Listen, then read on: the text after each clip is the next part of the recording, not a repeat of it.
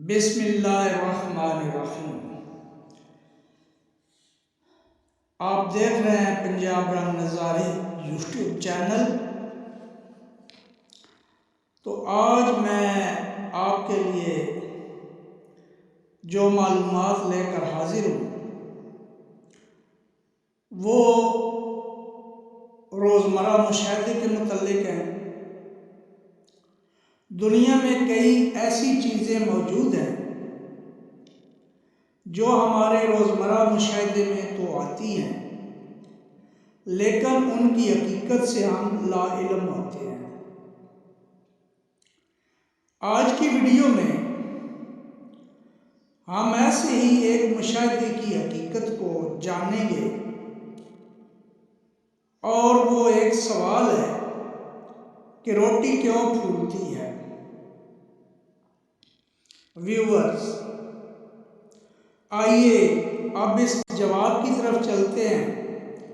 आप सब जानते हैं कि रोटी आमतौर पर गंदम के आटे से बनती है और रोटी पकाने से पहले आटा गूंदा जाता है।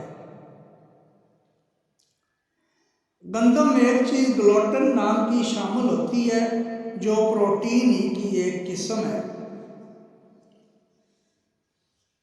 इस प्रोटीन की वजह से आटे में लचक पैदा होती है और इसी लचक की वजह से रोटी बेली जाती है।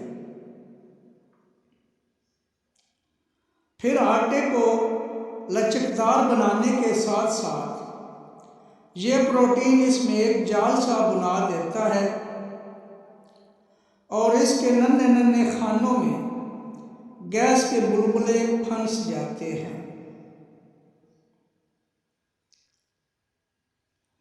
और जब हम आटे की रोटी बेलते हैं, बेलने के बाद चूल्हे पे तवे पर डाल दी जाती है तो गर्मी से भाप बनती है और ये भाप ग्लूटेन के नन्हे नन्हे खानों को फुला देती है। ना सिर्फ फुलाती है बल्कि उसे फुलाकर ऊपर की तरफ धकेलती है और इस सारे अमल की वजह से रोटी जो है फूल जाती है। व्यूअर्स, आप ये मुशाहिदा अपने घर में कर सकते हैं।